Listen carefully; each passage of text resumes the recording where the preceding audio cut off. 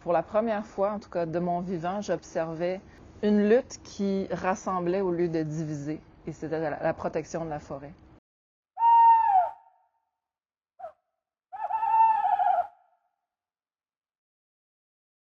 Je m'appelle Gabrielle Filto-Chiba, je suis une écrivaine québécoise, romancière, poète aussi. Ce que je raconte dans ma trilogie La forêt du Kamouraska, j'ai été militante dans un groupe écologiste pacifique, artistique même, je dirais. On a inventé une façon de lutter. Et puis pour moi, c'était une façon de rendre tout ce que la nature m'avait donné. Je voulais vraiment aussi que cette occasion-là nous permette de nous rassembler en tant que Canadiens, les francophones, les anglophones, mais il y a aussi les Premières Nations, il y a aussi les nouveaux arrivants, il y a les jeunes, il y a les têtes blanches. Alors il faut se fédérer pour gagner ces grandes luttes-là.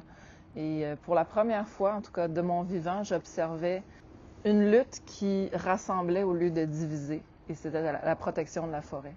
C'était un peu aussi une façon de l'immortaliser, c'était de raconter que c'est possible de renverser des grandes compagnies multinationales, pétrolières, minières, gazières. Le gouvernement, pour la première fois, voyait le peuple uni, solide, déterminé.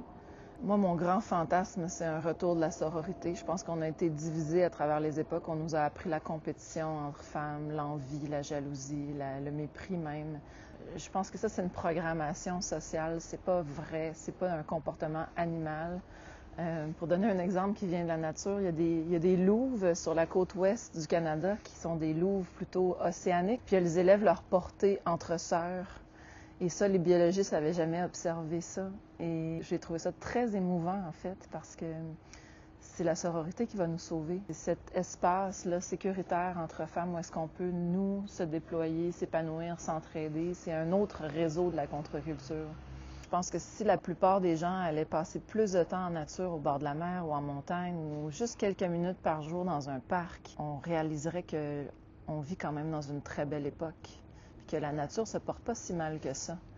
Puis moi, je le vois vraiment comme mon travail d'artiste engagé, de semer du beau, de mettre des solutions, que les gens, quand ils referment mon livre, ils se sentent mieux, ils se sentent inspirés, parce qu'il faut faire contrepoids à tout ce qui se passe dans les médias actuellement. On nous apprend à avoir peur les uns des autres, à voir des cataclysmes naturels comme des fatalités, alors qu'il y en a toujours eu, c'est juste que là, on les documente énormément.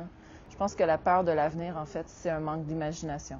On n'a pas de racines, mais je nous vois vraiment comme des arbres ou des plantes, ou en tout cas, quand on est loin de ces espaces naturels-là, on se dévitalise tranquillement, on s'épuise. C'est prouvé dans des études que juste le fait de voir des teintes de vert, ça nous fait sécréter des hormones de joie, de plaisir. Le fait de regarder des couleurs qui nous rappellent les forêts où on a grandi, où on a évolué pendant des millénaires, ça nous apaise. C'est la solution facile à tout, mais je pense qu'il faut juste aller en forêt.